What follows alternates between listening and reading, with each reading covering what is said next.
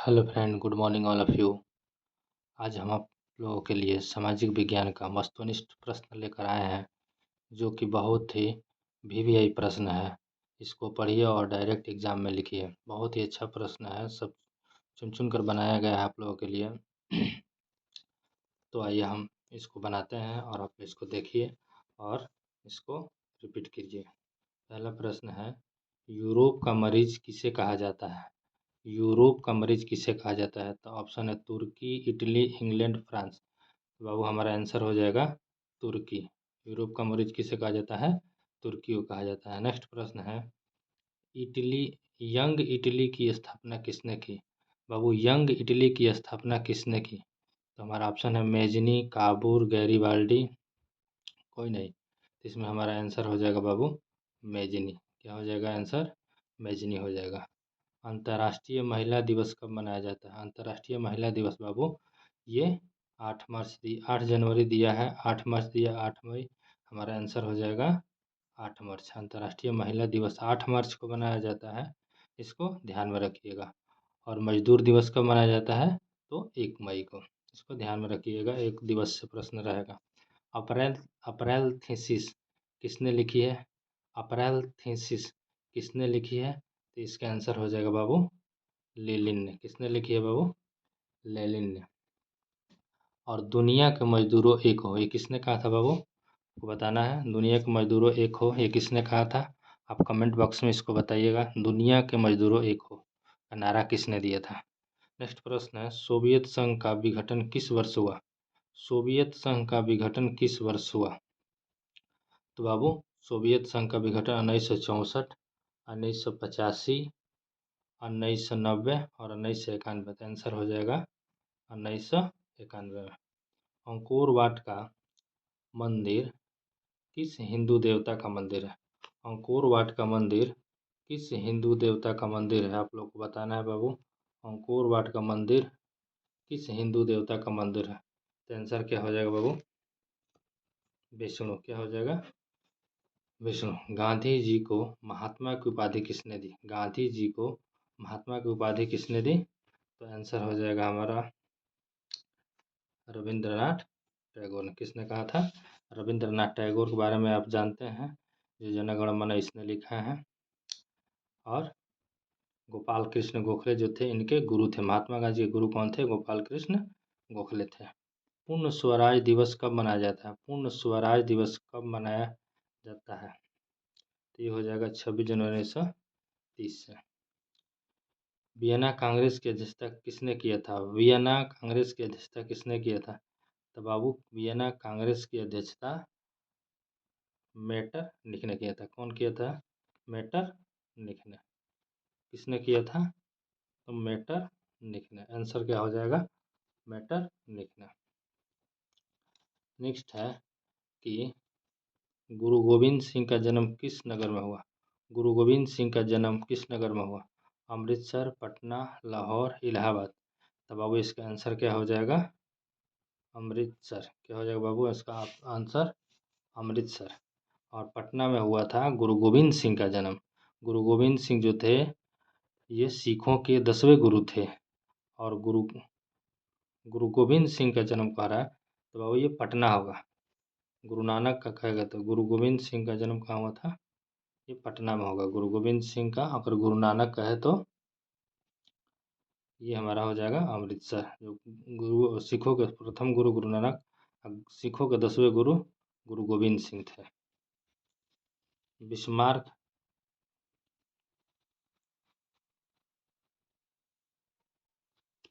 Bismarck क्या था? Bismarck क्या था? बिस्मार्क क्या था? कवि, नाटककार, संगीतज्ञ, कूटनीतिज्ञ। तो बाबू हमारा आंसर हो जाएगा वो क्या था? एक बहुत बड़ा कूटनीतिज्ञ था। नेक्स्ट प्रश्न है, इटली जर्मनी वर्तमान में किस महादेश के अंतर्गत आते हैं? इटली जर्मनी वर्तमान में किस महादेश के अंतर्गत? ऑप्शन हो जाएगा उत्तरी अमेरिका, दक्षिणी अमेरिका, यूरोप और पश्चिमी। तो हमारा आंसर हो जाएगा यूरोप में आता है। कहाँ आता है बाबू? यूरोप में। इंग्लैंड में समाजवाद का जनक किसे माना जाता है? इंग्लैंड में समाजवाद का जनक किसे माना जाता है? Option Robert Owen, Saint Simon, Karl Marx, Charles Fourier. तो बाबू मेरा आंसर हो जाएगा समाजवाद के जनक रॉबर्ट ओवेन को माना जाता है। 1917 की पहली रूसी क्रांति को किस नाम से जाना जाता है? तो अब रूसी क्रांति को बोल्शेविक क्रांति भी कहा जाता है, और ये कब हुआ था? फरवरी में हुआ था, इसीलिए इसे फरवरी की क्रांति भी कहा जाता है। नेक्स्ट प्रश्न है, दास कैपिटल किनकी रचना है? दास कैपिटल किनकी रचना है? दास कैपिटल के लेखक कौन है? तो दास कैपिटल के लेखक कौन होगा बाबू? Karl Marx. ठीक है। बोल्शेविक क्रांति का नेतृत्व किसने किया था? बोल्शेविक क्रांति का नेतृत्व किसने किया था? स्टालिन, कार्ल मार्क्स, लेनिन, कोई नहीं। तो बोल्शेविक क्रांति का नेतृत्व बाबू किया था लेनिन। किसने किया था? लेनिन। इस तरह से हमारा अब नेक्स्ट और हम लोग देख रहे हैं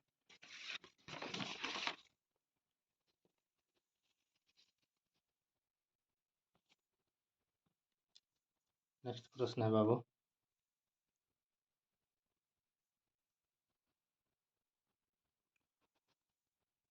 लेनिन का उत्तराधिकारी कौन बना? लेनिन का उत्तराधिकारी कौन बना? स्टालिन, कार्ल मार्क्स, केरेंस्की या कोई नहीं? तो लेनिन का उत्तराधिकारी कौन बना बाबू? स्टालिन। कौन बना? स्टालिन। रूस के सम्राट को क्या कहा जाता है? रूस के सम्राट को क्या कहा जाता है? राजा, सम्राट, प्रधानमंत्री या जार? तो रूस के सम्राट को हम क्या कहते हैं? जार। इसको याद रखिएगा। रूस की क्रांति कब हुई? तो रूसी क्रांति कब हुई थी? रूसी क्रांति सितंबर 1917, अक्टूबर 1917, नवंबर 1917, दिसंबर 1917। तो बाबू इसका आंसर क्या हो जाएगा? रूस की क्रांति कब हुई थी? तो सितंबर 1917 में हुई थी। फ्रांस की क्रांति कब हुई? तो 1789 में हुई थी। अमेरिका की क्रांति कब, अमेरिका कब स्वतंत्र घोषित हुआ? तो 1775 में। 1775 में अमेरिकी क्रांति हुई। और इस तरह से विश्व व्यापार संगठन WTO, वर्ल्ड ट्रेड ऑर्गेनाइजेशन, विश्व व्यापार संगठन की स्थापना कब हुई? 1995 ऑप्शन है, बी नंबर 1996 है, 1998 है, 3 नंबर 1999 है। तो बाबू वर्ल्ड ट्रेड ऑर्गेनाइजेशन विश्व व्यापार संगठन की स्थापना 1998, ऑप्शन नंबर सी होगा। इसी तरह से नेक्स्ट प्रश्न है, सार्क, नेक्स्ट प्रश्न है, सार्क का मुख्यालय कहाँ है?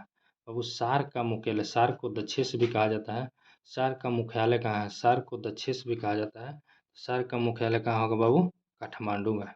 कहाँ होगा? काठमांडू में, जो नेपाल में पड़ता है।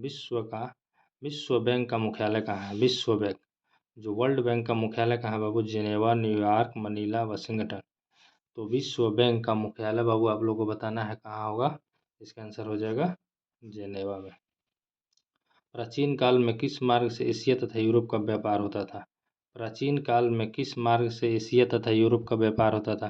तो बाबू एशिया और यूरोप का व्यापार किस मार्ग से होता था? तो ये नंबर सूती मार्ग, रेशम मार्ग, उत्तर पथ या दक्षिण पथ? तो बाबू ऑप्शन नंबर बी हो जाएगा रेशम मार्ग। जो रेशमी मार्ग से भारत और चीन का व्यापार होता था, रेशम का व्यापार होता था, यही जो रास्ता था जो भारत और यूरोप, एशिया और यूरोप का व्यापार होता था। छापाखाना प्रिंटिंग प्रेस की शुरुआत किस देश में हुई? छापाखाना प्रिंटिंग प्रेस की शुरुआत किस देश में हुई? तो बाबू प्रिंटिंग प्रेस की कहाँ से शुरुआत हुई? जर्मनी से हुई, जो गुटेनबर्ग ने किया था। याद रखिएगा, सबसे पहले प्रिंटिंग प्रेस की शुरुआत किसने किया था? किसने आविष्कार किया था? तो गुटेनबर्ग ने किया था। कहाँ से? जर्मनी से। भारत में पहला छापाखाना किन लोगों ने चलाया? भारत में पहला छापाखाना किन लोगों ने चलाया? अंग्रेजों ने, पुर्तगालियों ने, डचों ने, फ्रांसीसियों ने? तब अब इसका ऑप्शन नंबर बी हो जाएगा पुर्तगालियों ने। नेक्स्ट प्रश्न है, vernacular press act, vernacular press act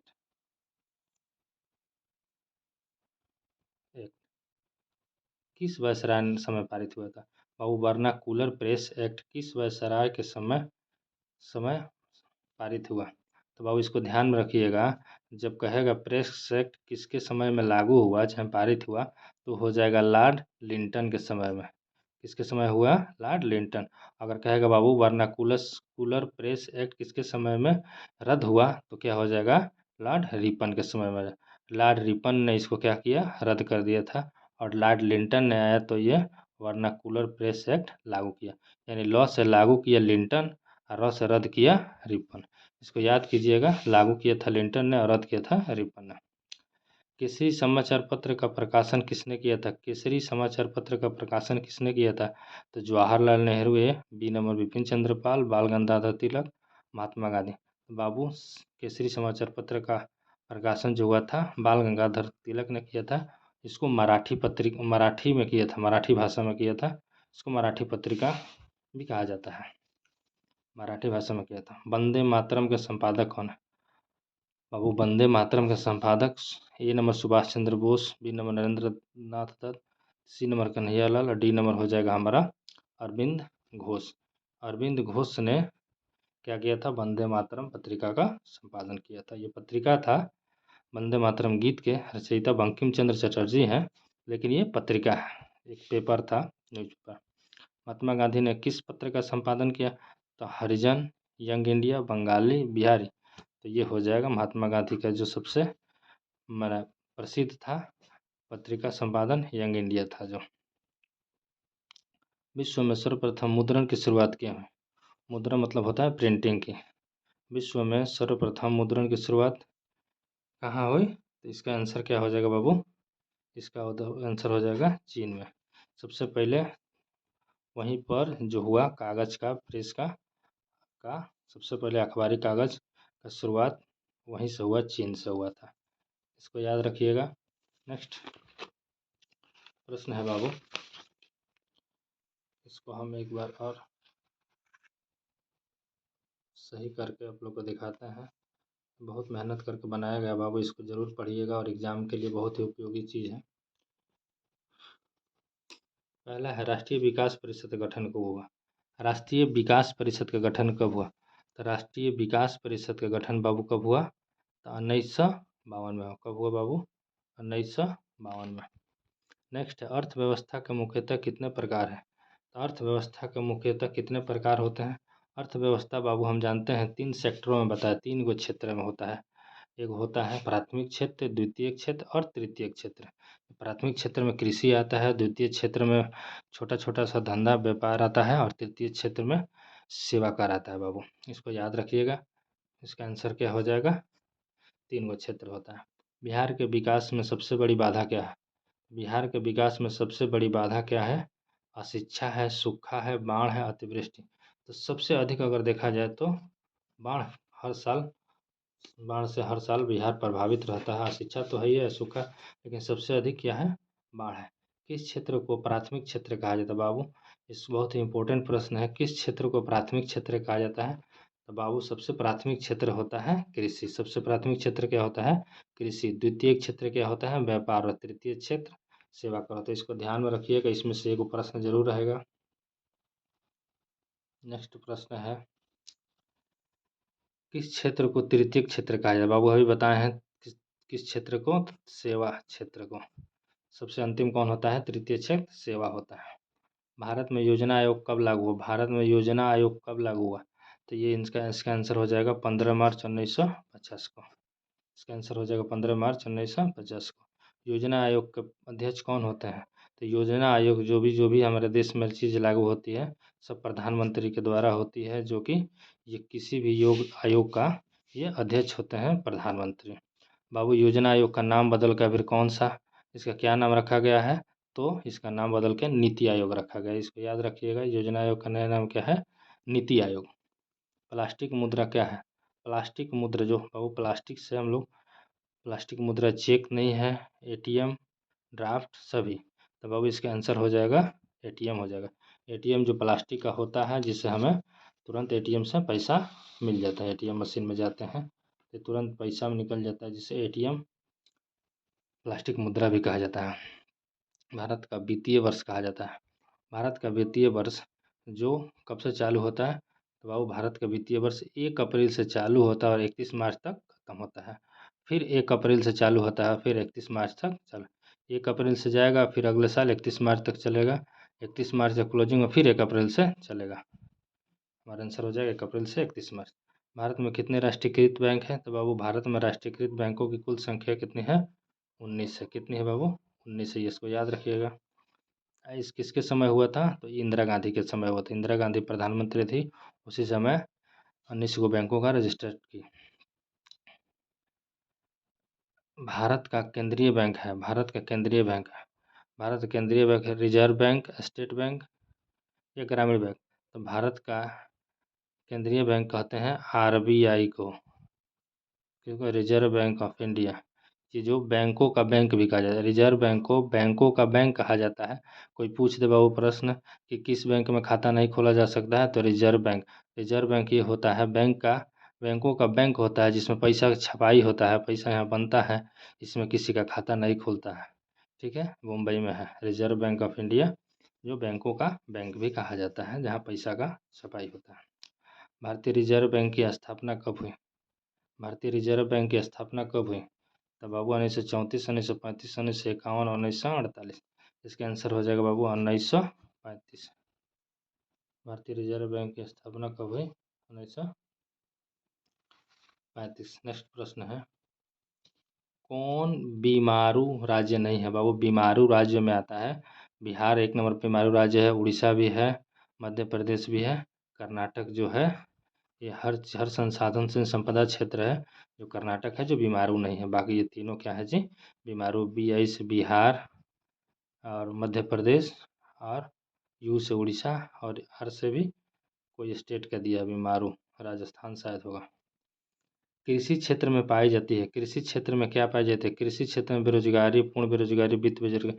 कृषि क्षेत्र में बाबू सबसे अधिक छिपी हुई बेरोजगारी पाई जाती है, क्योंकि कृषि करने के बाद से, खेती वेती करने के बाद से, गांव के देहात के लोग खेती वेती करने के बाद से, उसके बाद से फिर 3 महीना बैठे हुए रहते हैं, छिपी हुई बेरोजगारी पाई जाती है। जब फिर खेती चालू होता है तो लोग कटने उटने में बुराई करते हैं, तब तक इनकी बेरोजगारी वैसे ही पड़ी रहती है, नहीं छिपी हुई रहती है, कोई दूसरा काम नहीं कर पाते हैं खेती के अलावा। सूचना का अधिकार किस प्रकार का अधिकार है? तो सूचना का अधिकार किस प्रकार का अधिकार है? तो सूचना का अधिकार हमारा वैधानिक अधिकार है। कौन सा अधिकार है? वैधानिक। सूचना का अधिकार भारत सरकार ने कब पारित किया? ये क्वेश्चन मोस्ट वीवीआई प्रश्न है। सूचना का अधिकार भारत सरकार ने कब पारित किया? तो 2005 में। कब होगा बाबू? 2005 में। विश्व उपभोक्ता अधिकार दिवस कब मनाया जाता है? विश्व उपभोक्ता अधिकार दिवस, तो ये हो जाएगा हमारा आंसर बाबू 15 मार्च को मनाया जाता है। नेक्स्ट हम लोग देखेंगे, ये सारे प्रश्न जो है वीवीआई प्रश्न है, जो परीक्षा के उद्देश्य से बनाया गया प्रश्न है आप लोगों के समझ। आप लोग इसको देखिएगा और समझिएगा, और इसको एक बार पढ़ के ज़रूर जाइएगा एग्ज़ाम में, बिल्कुल इसमें से प्रश्न आएगा।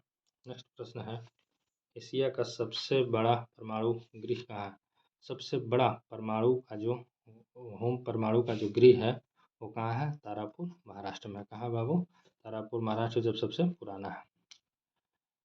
भारत में कितने प्रकार की मृदा पाई जाती है? कितने प्रकार की मिट्टी बाबू? भारत में कितने प्रकार की मिट्टी पाई जाती है? तो ये हो जाएगा हमारे 6 प्रकार की मिट्टी पाई जाती है। नर्मदा बचाओ अभियान किसने चलाया था बाबू? नर्मदा बचाओ अभियान। तो नर्मदा बचाओ अभियान हमारा चलाया था, इसका आंसर हो जाएगा Megha Patekar. Option number A. द्वितीय पृथ्वी सम्मेलन कब हुआ? द्वितीय पृथ्वी सम्मेलन कब हुआ? तो ये हमारा आंसर हो जाएगा द्वितीय पृथ्वी सम्मेलन 2002 में जोहान्सबर्ग में हुआ था। अब इसको याद रखिएगा। चिपको आंदोलन के नेता कौन थे? चिपको आंदोलन के नेता जो पेड़ों से चिपक कर पर्यावरण की रक्षा करने के लिए बनाया गया था, इनके मुख्य नेता थे सुंदरलाल बहुगुणा। इनका कौन थे बाबू? सुंदरलाल बहुगुणा जो थे, एसएल बहुगुणा नाम है, जो चिपको आंदोलन के नेता थे। भाखड़ा नागला परियोजना किस नदी पर बना है? भाखड़ा नागला परियोजना किस नदी पर बना है बाबू? ये हो जाएगा सतलज नदी पर। कौन सा नदी हो जाएगा? सतलज नदी। जामनगर तेल शोधक कारखाना कहाँ स्थित है? जामनगर तेल शोधक कारखाना कहाँ स्थित है बाबू? तो बंगाल, बिहार, गुजरात, असम। इसका आंसर हो जाएगा जामनगर। कहाँ है बाबू? तेल का कारखाना जो है गुजरात में स्थित है। सरदार सरोवर बांध किस नदी पर है? सरदार सरोवर बांध किस नदी पर है? नर्मदा, गंडक, कावेरी, सतलज। तो बाबू सरदार सरोवर जो बांध है वो नर्मदा नदी पर बनाई गई है। देश के बांधों को किसने भारत का मंदिर का? बहुत ही मोस्ट वीवीआई प्रश्न है बाबू, इसको एक बार ध्यान रखिएगा। देश के बांधों को किसने भारत का मंदिर कहा था? तो आंसर इसका हो जाएगा जवाहरलाल नेहरू ने। किसने कहा था? जवाहरलाल नेहरू ने देश के बांधों को भारत का मंदिर कहा था। नेक्स्ट प्रश्न है, इनमें कौन अनवीकरणीय स्रोत है? अनवीकरणीय मतलब होता है जो जो एक बार यूज करने के बाद मतलब ख़त्म हो जाए, उसका फिर दोबारा ये जो ख़त्म हो जा रहा है इसमें से हो जाएगा हमारा, कौन हो जाएगा बाबू? कोयला। इसका आंसर हो जाएगा अनवीकरणीय में आ जाएगा कोयला, पेट्रोल, डीजल। और नवीकरणीय में आ जाएगा सूर्य का प्रकाश, पवन, पृथ्वी, वायु, जल। नहीं, जल नहीं। भारत का सबसे बड़ा लोहा उत्पादक राज्य है, भारत का सबसे बड़ा लोहा उत्पादक राज्य। सबसे अधिक लोहा किस राज्य में पाया जाता है बाबू? गुजरात, कर्नाटक, उड़ीसा, झारखंड। तो सबसे अधिक लोहा कर्नाटक में बेलाडीला से पाया जाता है। बेलाडीला छत्तीसगढ़ में है, कर्नाटक में पाया जाता है, कर्नाटक में है। कहेगा भारत में सर्वाधिक क्षेत्र पर किस मिट्टी का विस्तार हुआ? अब यहाँ बताना है भारत में सर्वाधिक क्षेत्र पर किस मिट्टी का विस्तार हुआ है। तो बाबू सर्वाधिक क्षेत्र पर किस मिट्टी का विस्तार हुआ आप लोगों को बताना है। सर्वाधिक क्षेत्र पर काली मिट्टी तो गुजरात महाराष्ट्र में पाई जाती है, जहाँ से रेगूर मिट्टी भी कहा जाता है काली मिट्टी को। यहाँ पर ये कपास के लिए बड़ी उपयुक्त मिट्टी होती है रेगूर मिट्टी। काली मिट्टी का दूसरा नाम रेगूर मिट्टी है, जो कि कपास के लिए उपयुक्त है। जलोढ़ मिट्टी जो है सबसे अधिक क्षेत्र पर, यानी भारत के सर्वाधिक क्षेत्र पर जलोढ़ मिट्टी जो होते हैं, जिसको खादर मिट्टी भी कहा जाता है, ये फसलों के लिए बड़ी उपयुक्त और बहुत ही बढ़िया उपयुक्त मिट्टी होती है, जो जलोढ़ मिट्टी होती है। सर्वोत्तम कोयला कौन सा है? सर्वोत्तम कोयला बाबू होता है, सबसे बढ़िया कोयला होता है एंथ्रासाइट। कौन होता है? एंथ्रासाइट। नेक्स्ट है, सूती वस्त्रों की राजधानी किसे कहा जाता है? बाबू सूती वस्त्रों की राजधानी सूरत को कहा जाता है। किसको कहा जाता है? सूरत जो होता है कपड़ों का बहुत बड़ा वहाँ प्रसिद्ध जगह। भारत का सिलिकन नगर किसे जाता है? सिलिकन सिलिकन सिटी का नगर नाम से जाना जाता है भारत का कौन सा शहर? तो बेंगलोर हो जाएगा। इलेक्ट्रॉनिक्स शहर भी कहा जाता है और सिलिकन सिटी भी कहा जाता है। निम्न में कौन खरीफ फसल है? खरीफ फसल बाबू धान होता है। कौन होता है? जो गर्मी के दिनों में रोपी जाती है उसको खरीफ फसल कहा जाता है, जिससे धान हो गया। अब पूछ दे यहाँ पर कौन रबी फसल में कौन आ जाएगी? जो ठंडी के दिनों में जो रोपी जाती है उसको रबी फसल कहा जाता है, जैसे गेहूँ, मटर, सरसों। और गर्मी के दिनों में रोपे जाने वाली फसल को खरीफ फसल कहा जाता है। तो इस तरह से बाबू ये आज का बहुत ही मोस्ट वीवीआई प्रश्न था, जो आप लोगों के लिए बहुत ही उपयोगी प्रश्न था। आप इसको पढ़िएगा और पढ़ने के बाद इसको आप एग्ज़ाम में इसको देखिएगा, खूब बढ़िया से इसमें आप बनाइएगा। सामाजिक विज्ञान का ये पेपर था। धन्यवाद। आप लोगों का दिन शुभ हो, परीक्षा अच्छे से दीजिए। Thanks for watching.